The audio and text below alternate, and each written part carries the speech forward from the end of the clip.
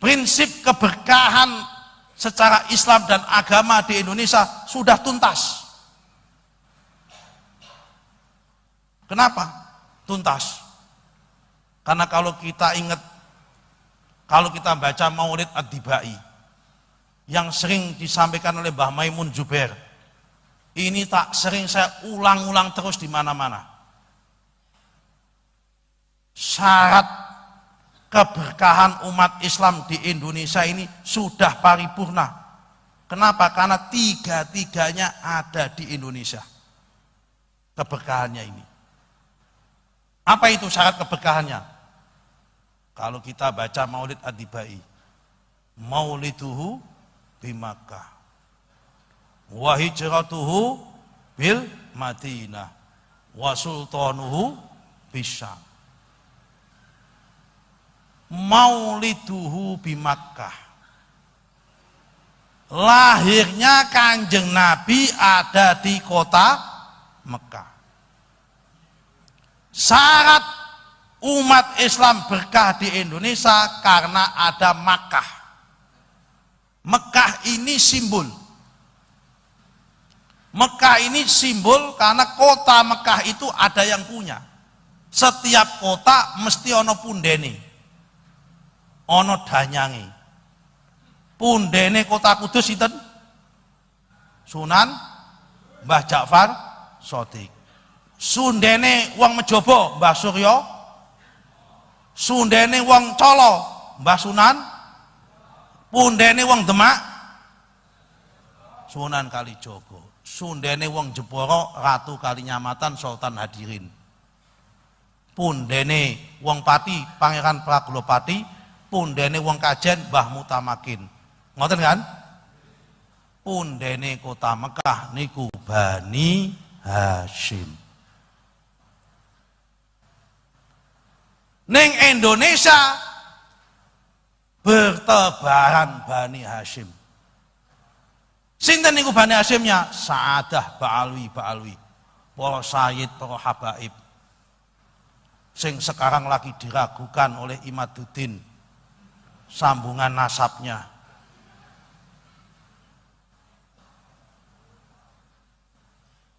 Bagaimana Mas?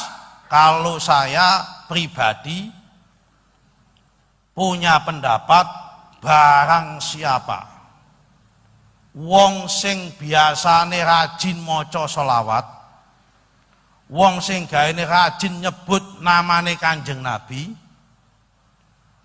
wong sing biasa rajin melafalkan kalimat Nabi, sing biasa nyebut Kanjeng Nabi, sing biasa mencintai Kanjeng Nabi, sing biasa merindukan Kanjeng Nabi, insya Allah orang itu dicintai dan dirindukan oleh Kanjeng Nabi. Dan saya yakin kalau ada orang yang mencintai Kanjeng Nabi,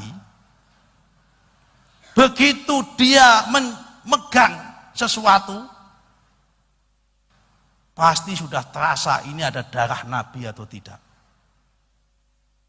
Kita mencintai istri kita, mencintai pacar kita, baru jarak jauh itu kita udah tahu baunya parfumnya istri kita.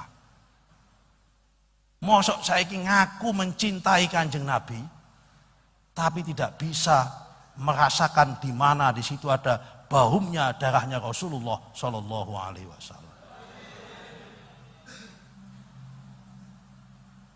Semono ae Pak. Jadi nggak usah dibuat polemik jauh-jauh itu. Tapi apa cukup pegangan sama Sa'adah Ba'alwi? Enggak cukup. Ditambah yang nomor 2. Apa itu yang nomor 2? Wa hijratuhu bil Madinah. Hijrah Kanjeng Nabi di kota pundene Madinah sinten? Pundene Madinah sinten? Danyange Madinah sinten? Danyange Madinah menika sahabat Ansor. Saking istimewanya sahabat Ansor, Kanjeng Nabi nate ngendika, man ahabbal ansor ahabbahullah, wa man abghadal ansor abghadahullah. Sing sapa wonge mencintai ansor, Allah mencintainya. Sing sapa wonge membenci ansor, Allah membencinya. Muncul pertanyaan, Pak, ini GP Ansor apa GP sahabat sing Ansor biyen Pak iki Pak? Lha kan kudu jelas toh ya. Apakah Banser dan GP Ansor itu bagian dari dalil ini apa tidak? Ngoten kan? Sudah tidak ada sahabat Ansor, diganti tabiin. Sudah tidak ada tabiin, diganti ulama-ulama nabawi, ulama-ulama al-madani. Ulama-ulama al-madani membuat fatwa kumpul dalam Majmu' Fatawa al-Madani. Di situ diterangkan, man a'ana wa a'azza wa nasara ala dinillahi fahuwa ansor ila yaumil qiyamah. Sing sapa wonge menolong, memuliakan dan membantu perjuangan agama Allah, maka orang tersebut disebut ansor sampai hari kiamat. Dalam dalil ini GP Ansor masuk bagian dari sahabat Ansor. Ulama-ulama lokal, ulama-ulama al-Madani, Mbah Yai Sa'roni, Mbah Yai Ma'ruf Asnawi, Mbah Yai Ma'ruf Irsyad, Mbah Kiai Ulin Nuha, dan kiai-kiai ini masuk kategori al-Madani ini. Jadi ulama lokal itu masuk kategori wa hijratuhu bil Madinah. Nomor 3, wa sultanuhu bisyam. Syam sekarang berubah menjadi Syria. Ibu kotanya Damaskus. Hari ini konflik, juga punya punden, punya danyang. Pundene Syam adalah Sayyidina Muawiyah. Sayyidina Muawiyah ini adalah seorang khalifah, penggantinya Sayyidina Hasan. Sayyidina Hasan menggantikan Sayyidina Ali cuma 6 bulan. Kemudian perdamaian diserahkan sama Sayyidina Muawiyah. Sayyidina Muawiyah ini dikenal dengan politisi yang ulung, negarawan yang sejati, yang sahok, yang pinter, penuh dengan lika-liku. Yono ya harunya sidik-sidik, namanya politik. Makanya jenengan kalau belajar ilmu, belajarlah sama Sayyidina Ali. Tapi kalau belajar politik, kata Mbah Maimun, belajarlah sama Sayyidina Muawiyah. Ono ngene-ngene sidik-sidik itu kalau politik. Nah, sekarang Sayyidina Muawiyah sudah tidak ada, diganti siapa? Para pejabat-pejabat dan para politisi-politisi. Jadi di Indonesia ini sekarang umat Islam yang habaib wis kompak, kiyaine wis kompak, pejabatnya wis kompak, tapi pertanyaannya satu, loh sudah ada keberkahan 3 elemen ini, kenapa ekonominya masih belum maju dan kenapa ekonominya masih belum mampu menciptakan keadilan? Ini pasti ada yang kurang betul dan ada yang kurang pas dalam proses pengambilan kebijakan.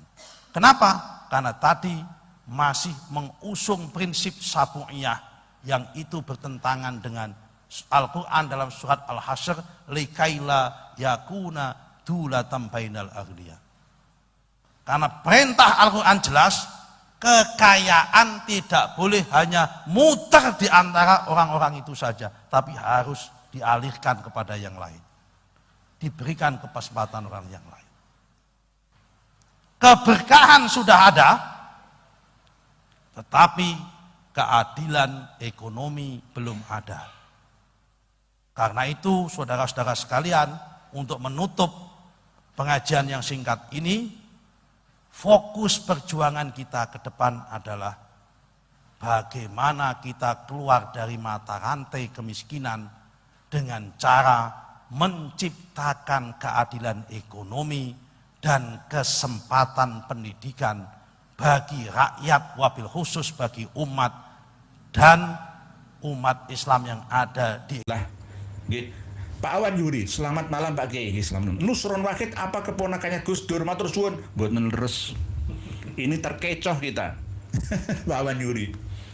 Terkecoh banyak siswa-siswi ya, kalau jenengan mungkin sudah bisa membedakan. Hanya pas namanya ada Wahidnya itu aja. Asli Kudus, apa hubungannya Kudus karo Jombang, karo Ciganjur, enggak ada. Ya cuma menang ngomong. Dia diangkat oleh penyelenggara negara itu biasanya saya kayak ngomongi. Nek menengan tok ngono ya, walaupun plak-plak kerja nyata, tapi yang orang duwe ra ngomongi ya ra diangkat. Sing iso ngomong, sing pinter ngomong. Oh, kampanye ku nek gak iso ngomong piye to? Kampanye ku modale omong tok. Lah iki sekarang ada berita terbaru ya. Kang Mas Deddy Corbuzier yang menjadi pejabat kehormatan ya di Kemenhan ya itulah. Ya begitu karena ya pinter ngomong. Cuma sayangnya Kang Mas Deddy Corbuzier itu pernah ketemu dengan Habib Umar bin Hafid ya, diundang langsung untuk bertemu dengannya, mungkin sudah kena pengaruh ya. Walaupun beliau ahli hipnoterapi, kadang-kadang iso kalah karo gendangnya Habib Umar bin Hafid loh ya.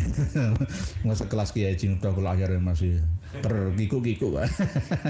Nggih, jadi mohon nggih, walaupun jabatan tunjangan cukup banyak ya, tapi banyak PHK ini bagaimana? Itu yang penting. Ketahanan pangan, ketahanan sejarah. Penting ini, sejarah mau diobrak-abrik oleh orang yang nggak ngerti sejarah ya. Ini termasuk pertahanan juga. Tidak hanya pertahanan perang saja, wilayah tidak, tapi pertahanan sejarah, pertahanan generasi ya, dalam memahami konsep hidup berbangsa dan bernegara. Semuanya. Baca sholawat. Sekelas menteri bicara tanpa data, nggih Pak, baca sholat nggih. Pak Nusron pola pikirnya keblenger nggih. Kang Brot, assalamualaikum ya Nur, sehat selalu. Ada kepuasan batin ketika mampu menyingkirkan perkara batil klan Bali nggih, siap. Tetap kami harus berdasarkan data Kang Brot nggih. Tapi jika ada yang masih kurang teliti dari penelitian saya, mohon dikasih masukan. Pak Sukriyati, Karawang ngantosan Kiai Haji, ngantosan itu menunggu bahasa Sunda nggih. Pak Purbo, maaf Kiai. Melihat para menteri pembantu presiden yang nggak kompeten, apakah akan menjadi benar apa yang dikatakan Pak Prabowo dalam kampanye Pilpres 2019 lalu 2030 Indonesia akan bubar, Kiai? Harapan masyarakat semakin suram, Kiai. Cara menata negara ini, kalau bisa, partai-partai politik itu diringkas saja, 5 saja. 5 partai politik, mungkin kalau di Istimewa Aceh ada partai lokal, Papua mungkin partai lokal. Jangan sampai terlalu banyak pengeluaran dana dari negara untuk pembinaan partai-partai ini. Lalu setelah itu anggota DPR atau parlemen kita itu orang-orang yang jujur, yang sudah kadung berkiprah di masyarakat bertahun-tahun tanpa pamrih. Nggak usah digaji. Mau niatnya untuk negara dan bangsa ini. Ya nanti yang bikin aturan-aturan undang-undang antara eksekutif dengan legislatif ini akan imbang. Terus akhirnya ketika roda pemerintahan dijalankan oleh eksekutif kita, ya maka harus memilih orang-orang yang berkompeten. Nggak masalah gaji mereka tinggi, yang penting hasilnya bisa dirasakan oleh seluruh rakyat Indonesia. Di antaranya ya mengelola ekonomi yang ada, termasuk ya sumber daya alam kita yang melimpah ruah ini. Boleh pajak tapi jangan mencekik. Kita ini dititipi oleh Allah Ta'ala sumber daya alam yang ada di seluruh Nusantara. Untuk hidup kita selama 1.500 tahun yang akan datang masih ada. Masih mencukupi untuk hidup ya anak cucu kita, cicit buyut kita. Masih cukup. Yang tidak cukup itu adalah para pengelola yang masih serakah dengan harta dan kedudukannya. Harus dibatasi ya kekayaan penyelenggara negara. Tidak hanya LKHPN saja yang meneliti, tapi masyarakat juga bisa membuka data rekening ya, berapa jumlah kekayaan pejabat atau pelayan rakyat. Dan kembalikan lagi mental pelayan. Pak Jokowi itu sebenarnya sudah bagus di awal beliau menjabat sebagai presiden.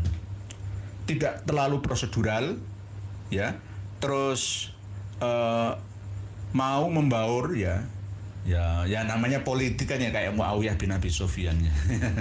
Ya kayak prinsipnya Nusron Wahid kan ya begitu ya, politik ya begitu, antara halal dan haram itu jadi subhat halal dan halam campur-campur juga jelas ya. Jadi begitu. Dan orang-orang yang berpotensi ya benar-benar mukhlis dalam mengelola negara ini diuji dulu track recordnya seperti apa. Jangan hanya orang yang memiliki nama, bisa juga orang-orang baru ya, sekelas Kiai Haji Madudin Usman angkat saja menjadi Menteri Agama misalkan, ya nggak apa-apa. Kalau saya nggak usah, saya hanya sebagai supporter saja. Jadi begitu, jadi orientasinya itu nanti benar-benar memakmurkan rakyat di negeri ini. Pinter podo pintere, sukses podo suksese, gitu loh. Bahagia sama-sama bahagia nih. Sama seperti kami ya, sebarkan manuskrip, kitab-kitab ya sama, sepada-pada ngerti nih, jangan anak saya sendiri yang tahu, jenengan juga harus tahu. Saya kasih di haizin.com selalu supaya ngaji ini bermutu, bisa dikaji selamanya sampai anak cucu.